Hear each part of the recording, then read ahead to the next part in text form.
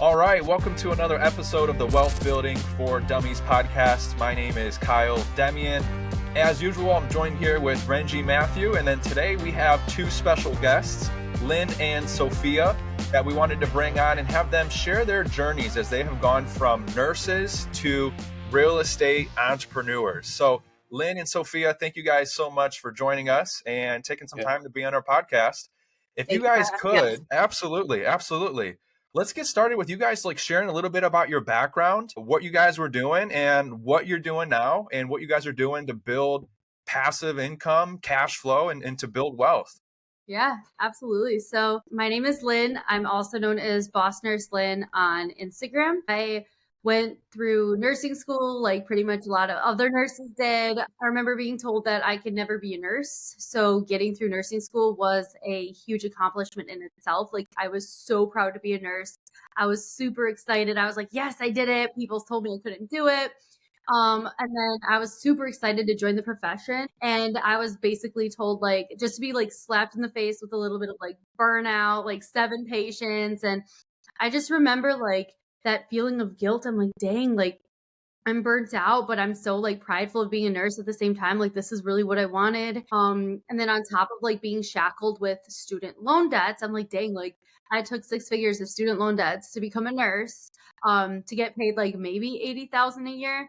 And it was just such a hard reality for me that I'm like, there's got to be a way to invest in something and enjoy being a nurse at the same time, where I'm not going to be forced to work at hospitals that give me 6, 7 patients just because I have to make ends meet and make my student loan payments. So I took the real estate route, and a lot of people you can't get a house with your student loans. And well, I did. It was a big learning process, but I did. And we got 2 houses within 6 months of each other, became Airbnb superhost. There was a big trials, airs, you name it.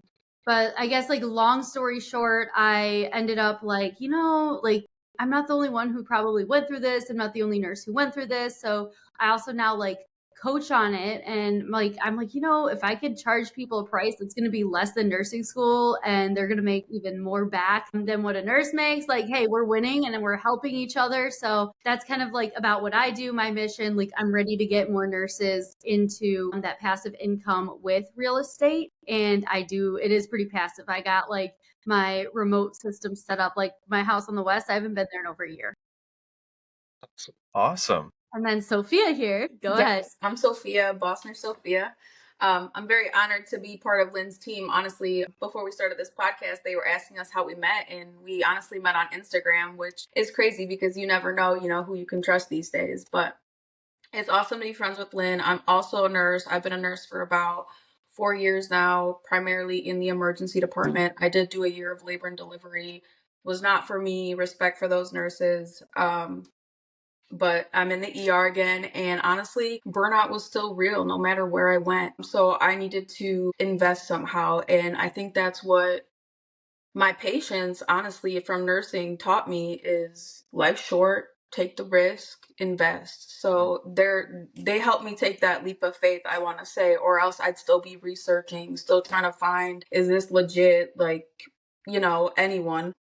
But I took the risk. I invested. I bought a house. I'm a first-time house homeowner, and minimum down payment down. There were so many options that helped me, put little money down and still be able to afford buying a house. I always had saved up money, but I didn't know what to do with it. So buying a house, turning it into an Airbnb, making this passive income now that I have for myself is honestly more than I could have imagined, because like Lynn was saying, going through nursing school, you put so much money in, so many people come out in debt that it's going to take them so long to pay that off.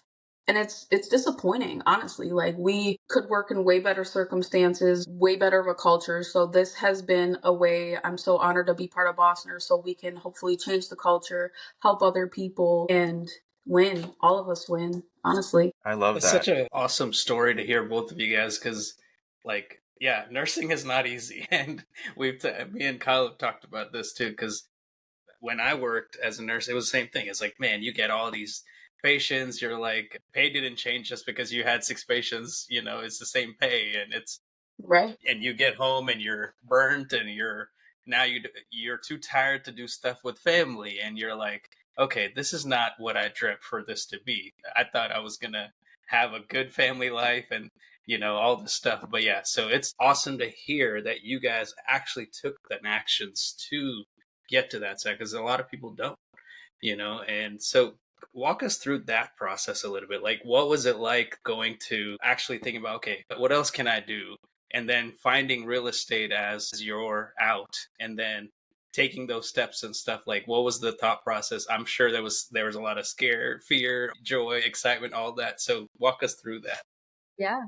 So for me, at least, like starting in real estate, I guess like my husband and I, like Stan, we always knew that we wanted to do something more, something bigger, that we were going to have a bigger influence in other people's lives. However, like the nursing income that they were giving us really wasn't like the time and the money. It was like I didn't have any time to actually like get out there and like talk to people and influence people and inspire people.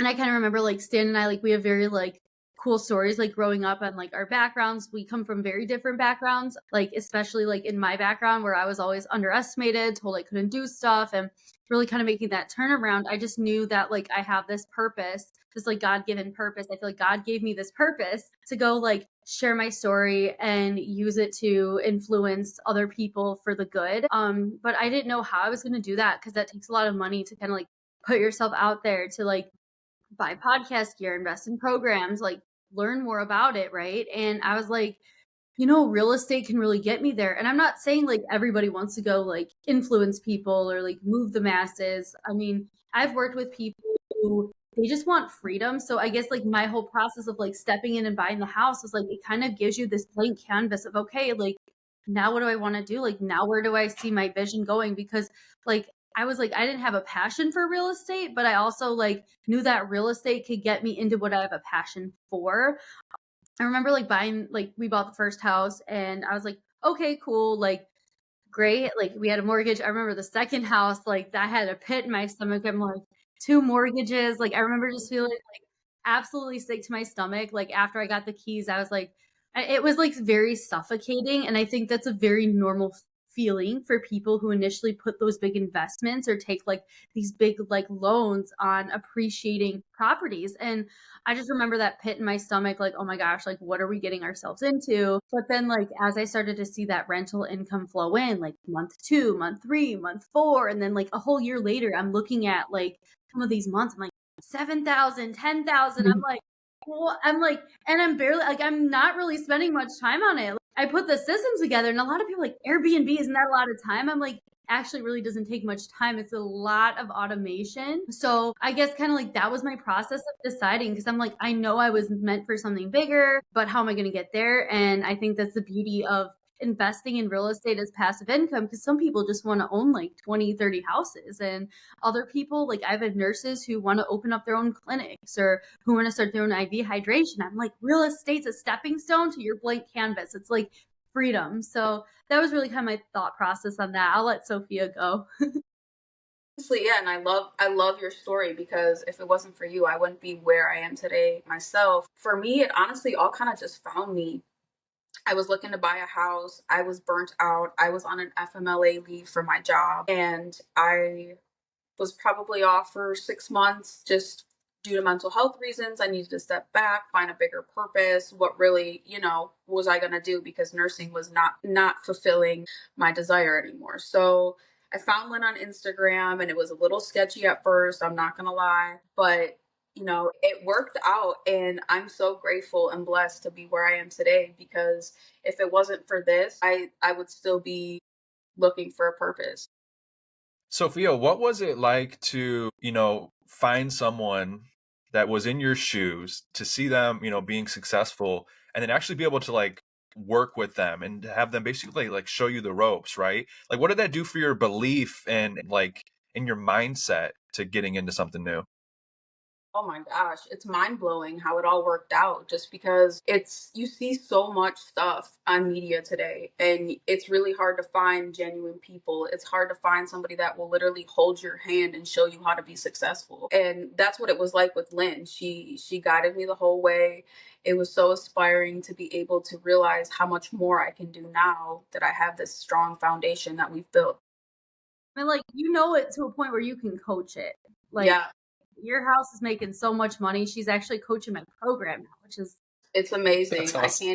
Words can't even describe. That's awesome. So Yeah. now you guys are you guys only doing Airbnb, you said? yep. Okay, so a lot of people, when we've done content and talked about passive income, they say real estate's not passive. It's more work than you could ever imagine. So would love to hear your guys' thoughts. How do you make it so passive? So, just like anything, I have this mindset that nothing is ever passive. It doesn't start out passive, it never will start passive. So, a lot of people think, like, okay, I got a chunk of however many $1,000 I have, and I'm just going to go give it to this, put it in this, and then it's going to magically make me money. Well, it never works like that unless you like invest in stocks or something, but that's like super slow rising.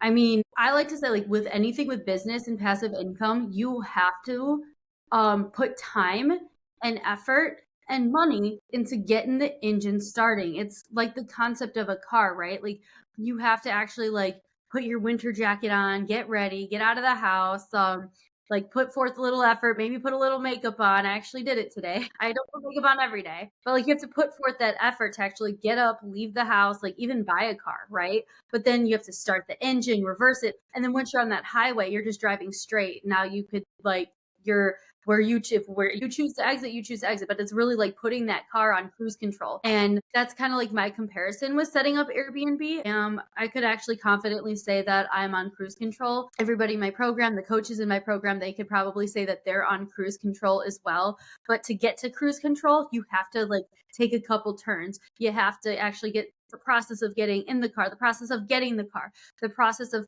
getting your maps on and getting to a road where you could put on cruise control. So that's kind of what I like to say about Airbnb. Now, a lot of people are cleaning their Airbnbs themselves. Like, no, I have set up systems where it's like, okay, my house on the West Coast, that's Airbnb, and we haven't been there in a year. We have Wi-Fi locks. We preset it. So like the second I get a booking, it takes me 10 seconds. I set the locks for the duration of the booking. My cleaners already have their code. They know when to get in. My maintenance men come in. They do counts. Like, I actually put like together charts and everything. So it's kind of like now it's on cruise control. Can I take it off of cruise control and leverage it into another Airbnb, another business? Yes. And I've done that like a few times. So go ahead, Sophia. I'll let you give your input. Yeah. No, it's honestly a passive is perspective. So it's how you look at it. For me, I look at it in a way where I'm doing everything from my phone. That's passive to me. Where I live right now, my property is 2 blocks from here, and I never go there. I literally never go there. I do everything from my phone. I mean, yes, it took me 2 months to set everything up,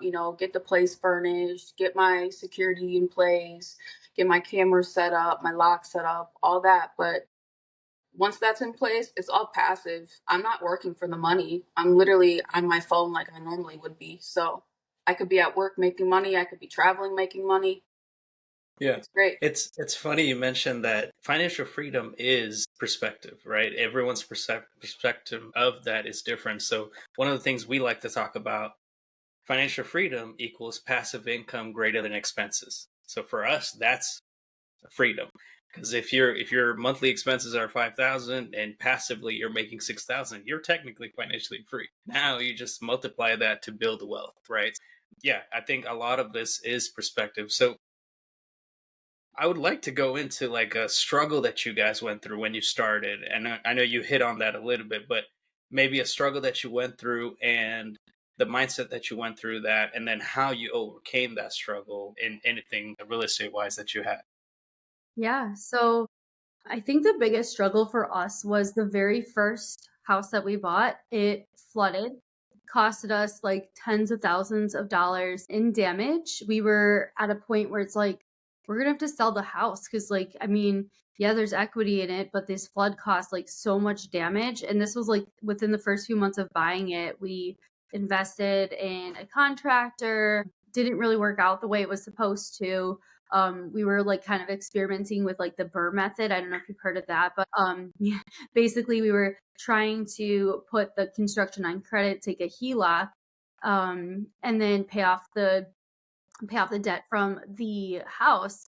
And it did it because the flood happened. It delayed things. Credit score like got shot, and we were like this close to having to sell it, because I'm like, there's no way like a long-term or mid-term rental will even like cover this. So I think kind of like in last resort, we put it on Airbnb, and then we started seeing the cash, and we were like, we paid off the contractor, we paid everything. I was like, oh my god, goodness, like we really overcame that. It was a big struggle because I think like most people would have just kind of like said, okay, sell it and throw the towel in the basket.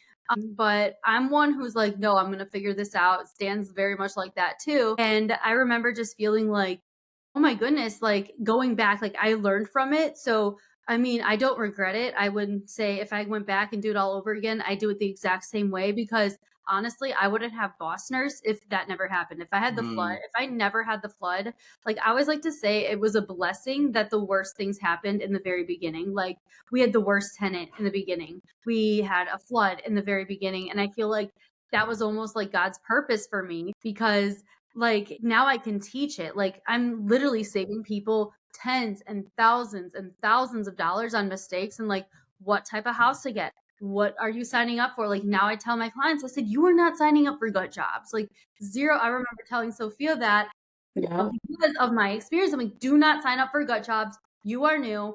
You need to start making money off of it right away, and then repay it, like you then invest in stuff like that. But I think that's really like that was like really hard, because like the first year we did it, we were just getting whacked left and right. Like we had the flood, we had the worst tenants ever, we had Airbnb guests like smoke weed in our house. And I'm like, I feel like because we persevered through those hits, now I'm able to teach it. I'm able to like have people avoid tens and thousands of dollars of mistakes. And really like that's kind of my perspective on one of the hardest things. Go ahead. Man, that's awesome. Really Like, quick before that's Sofija really goes, Yeah. why did the flood lead to you starting Boss Nurse? Why that specifically, you said?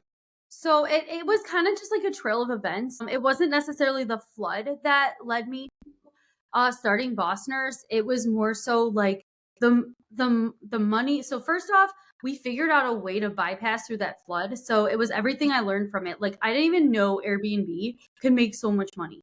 Like I thought like I was using it as like a very last resort. So if the flood never happened and everything went as planned, there would have been like long-term tenants in this house. Never would have even experimented with Airbnb, because I think a lot of people go invest in real estate. They take this like the safer route, which is like a long-term tenancy or even like midterm. But I literally used Airbnb as a last resort, and I learned so much from it. Like I'm like, it's really not risky. Like you could kick people out with zero notice. You can say, oh, you broke my rules, get out. And you can charge them fines. Like you don't got to worry about squatters. Like you could literally choose who comes in and out of your house. And I think like just kind of learning like, dang, Airbnb's awesome. And I'm running it from like miles away. I could still work as a nurse, like do what I want as a nurse. Like, I mean, like it started to get to a point where it's like, okay, the contract rates don't even matter anymore.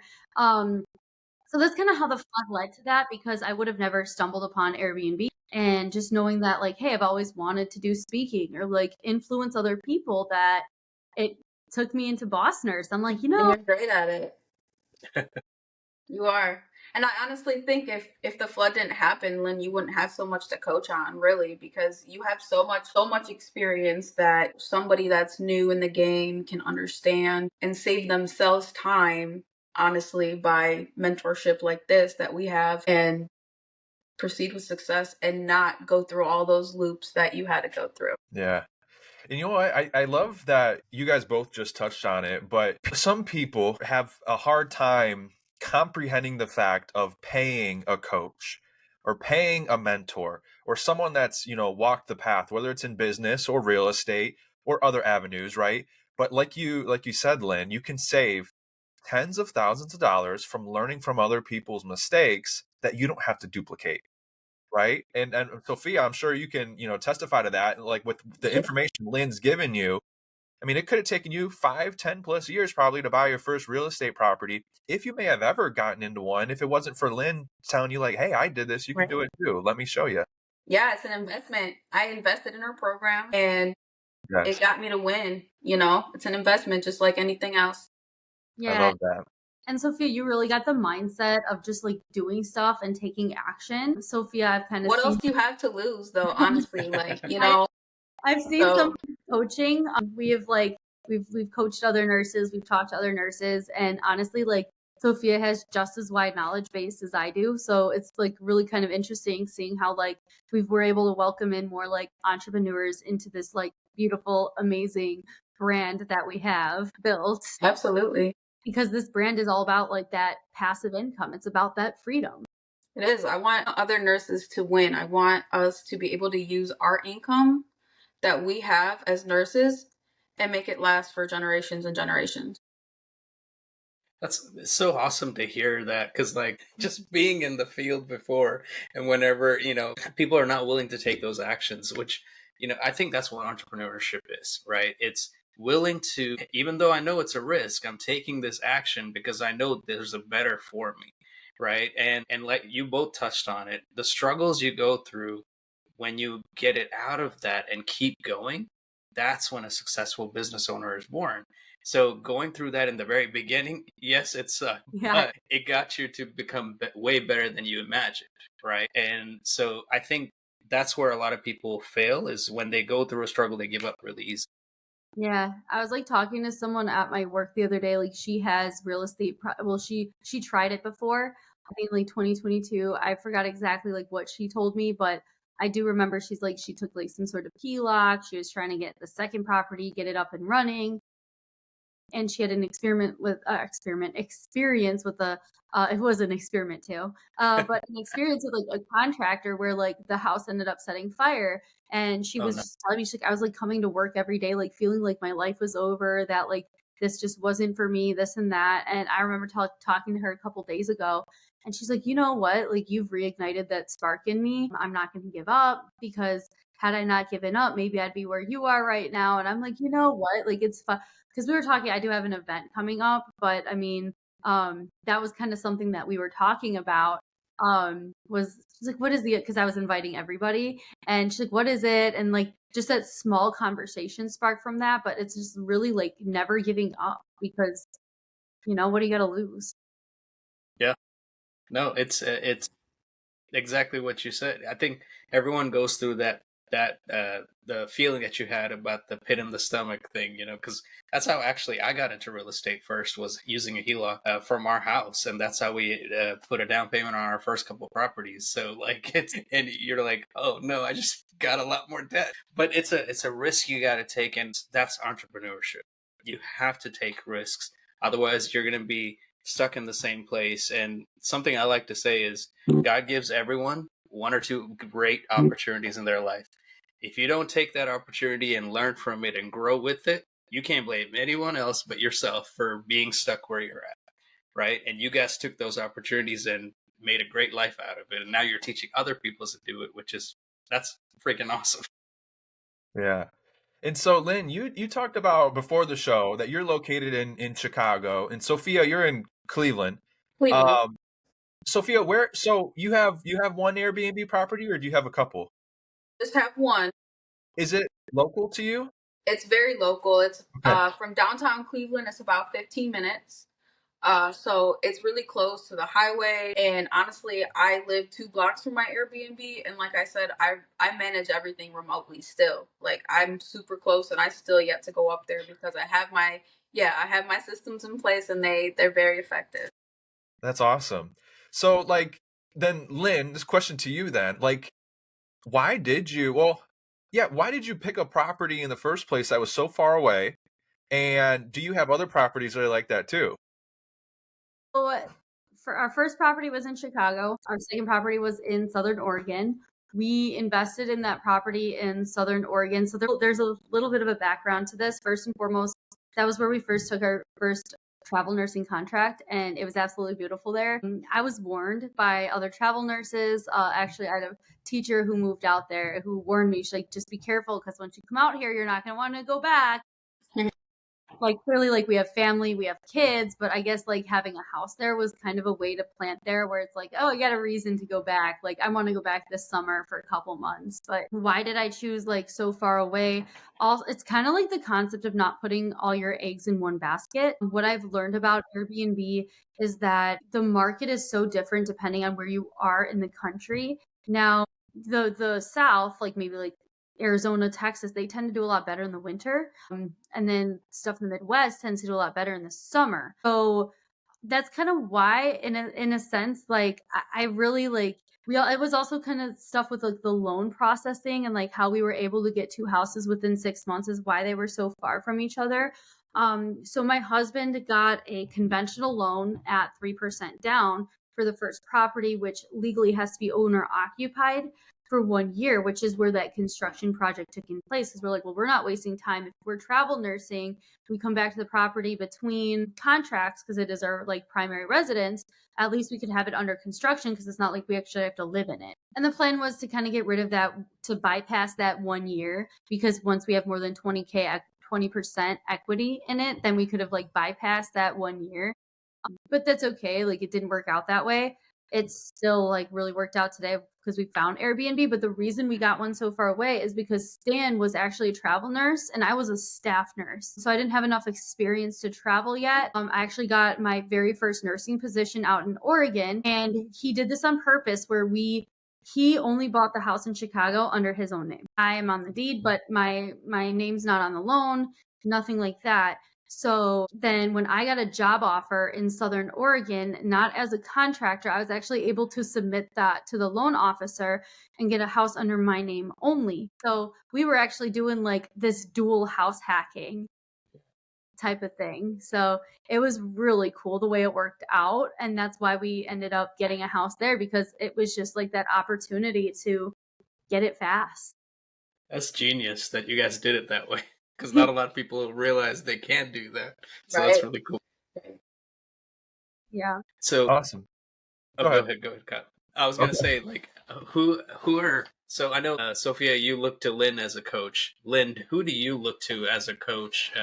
Because we love talking about mentorship and going to coaches because it shortens your learning curve, right? So who do you look to as a coach? Yeah, absolutely. So I have actually invested, like when I started opening up my brand, I've invested in coaching. So my very first one was actually Latisse Hudson. I booked a call with her. We did a little bit of coaching. I invested in some of her courses, and it really helped me like get insight on building my brand, Boss Nurse, how to like make myself known to the world. I know Stan has invested in coaches for the cleaning business. I don't know exactly who, but I've also invested in reading a lot of like Myron Golden's books. He's one of like the best people. And then lately I've been listening to a lot of Ed Milet. And I know like one of Stan's biggest influencers is also like Alex Hermosi. I listen to Alex and Layla too, but lately I've been just listening to a lot of Ed Milet. And it's funny, like you guys were saying this, like, how do you guys know like people are genuine on social media? And I was actually just listening to one of his videos the other day on it. I'm like, this is gold. Like, you just really got to do your research, like get your testimonials, because you want to run like a genuine business. You want to run a genuine online brand that with integrity, right? So how do you know people aren't scams? Well, you get your testimonials. Like, you actually got to help people for free, then get your testimonials. So again, like, this is all stuff that I've learned from my coaches, my influencers as well. That's good to hear. And then Sofija, same question to you. You can answer too. Other than Lynn, are you listening to the same people that is like motivating and inspiring you, or do you have other people you like to listen to and follow? There's so much out there, and the more that the more Lynn mentors me, the more I discover that there is to learn.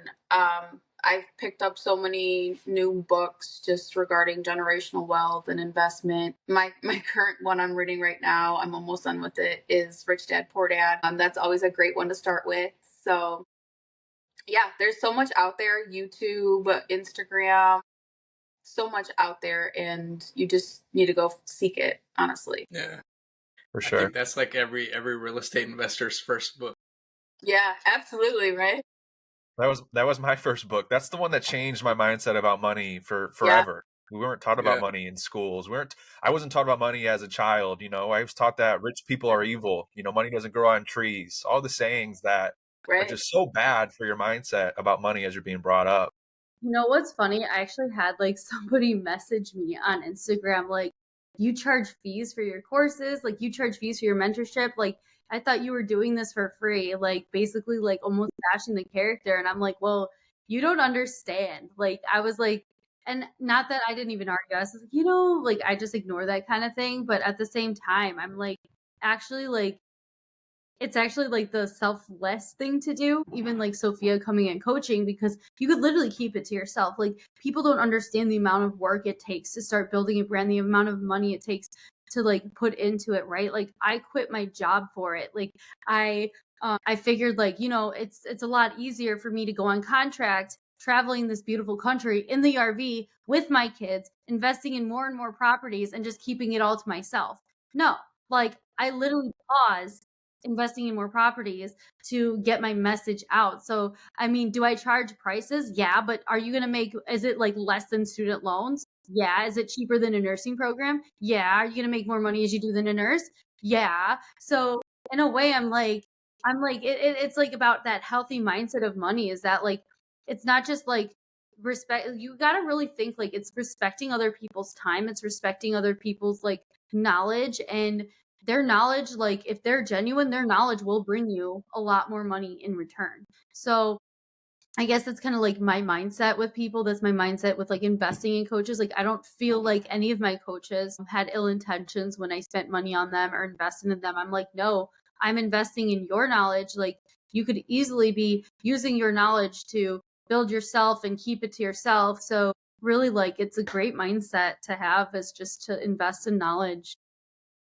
Yeah, one of our Kyle's and mine's coaches or mentors mentioned. He says, "Price is what you pay, value is what you get," and it's so true. Okay. There's a lot of things. There's a lot of things that doesn't have any cost, but are you getting value from it? Right? Is And it too you're many trading your people time?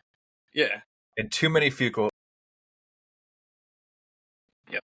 Wasted too much time with people, like I had like either like free or very, very low ticket, but then they didn't put effort. So it was like, if someone knows something's free, if someone's like, I'm gonna spend like $30 or even like $200 on this course, like, what is the likelihood you're gonna blow it off? Like, I was getting people who weren't serious, who like Yeah. wouldn't answer, they weren't making moves, and I'm like, well, this isn't helping my testimonial. It's like hurting my reputation. So if there's more money on the line, then you're more likely to go take action. You're more likely, Exactly. like, I'm invested. I got to make it work. And then Be you act, accountable.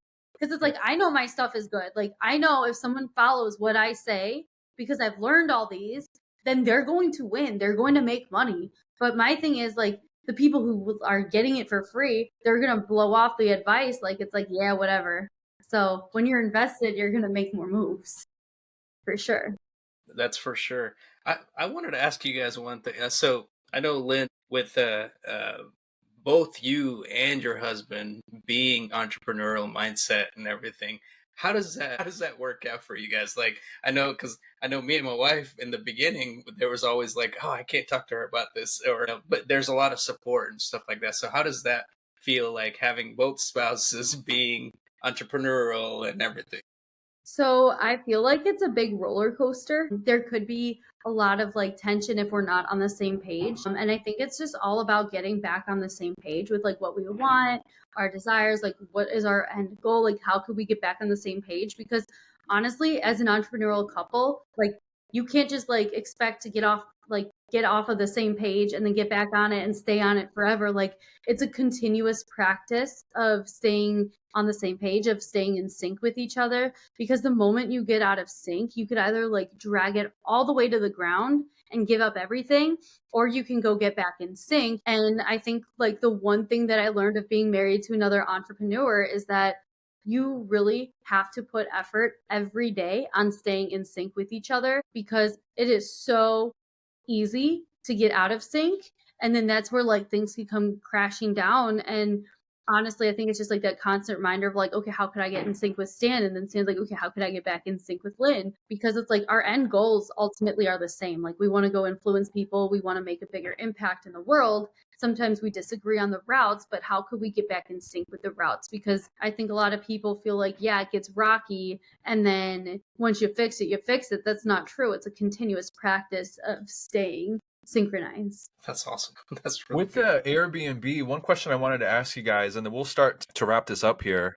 Every time we do a podcast, Renji, and we bring on somebody, time just flies by. Like the conversation is so good. I Yeah. love it. Do you guys have like specific markets that you usually target, or like is there specific houses that you're looking for? Like you want houses under a certain price or over a certain price, or they have to be near to a large city? Like what are you guys looking for when you are trying to find a property that'll be successful for Airbnb? Sofija answered that one. I was just gonna say, Lynn couldn't have said it better earlier. With you don't want a gut job. Honestly, at first, I bought a property that was completely remodeled, ready for me to furnish it and list it. Honestly, that's the best way to go for your first Airbnb. What's a gut job mean? Completely has to remodel the You have kitchen, to be doing redo the the work. bathroom, Like you redo need the to gut bedroom. Okay, I get it. Okay. Yeah. So you don't want something like that to start off with? No, and Lynn can attest to it. Lynn, with her situation.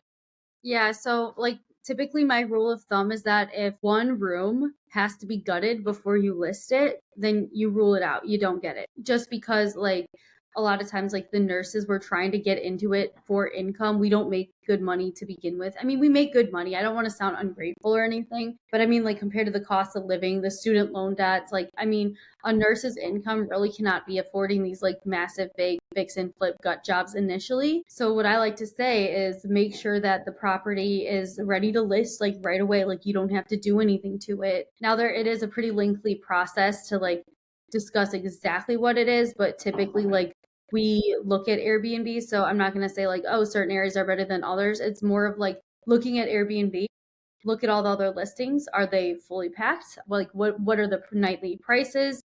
I like to say stay between the 300 to 400,000 range.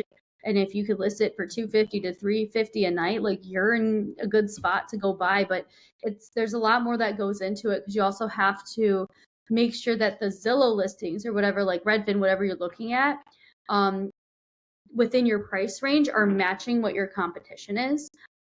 Because if that Zillow listing is, let's say it's like $350,000, but it's super outdated, and then the listings that are $250 a night are like super nice, up to date, then you're going to find yourself in a pickle and maybe you don't want to start out in that area. So just a couple of things that we look at when it comes to that. But then we also do look at the midterm and the long-term rentability in the case that we do have to pivot. Like, are you at least going to have your mortgage paid for? That's a good example. So is that what you guys would do if like Airbnb becomes a problem there? You would just turn it into a long-term? Yeah, actually, I have a client in my program right now. He got his house, and now Airbnb's like the city's like, nope, now you need a license number. I'm like, okay, let's go get midterm rentals, because actually like the area, because when we analyzed the area, it had a high demand for midterm rentals. I think there's only like 2 or 3 places available right now for like entire homes. So yeah. For our listeners that might not know, can you define the difference between long-term rental, midterm rental, and Airbnb? Yeah. So a long-term rental is one that's usually like you're signing a 12-month lease.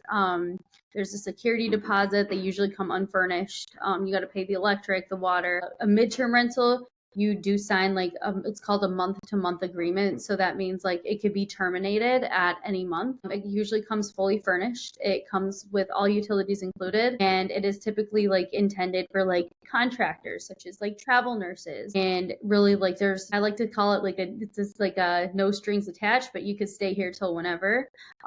It's really flexible for like the tenant and the host and the landlord, because again, like either party has the ability to be like, okay, in 2 weeks you get out, or in 2 weeks I'm leaving, I found another contract. So midterms are definitely more flexible.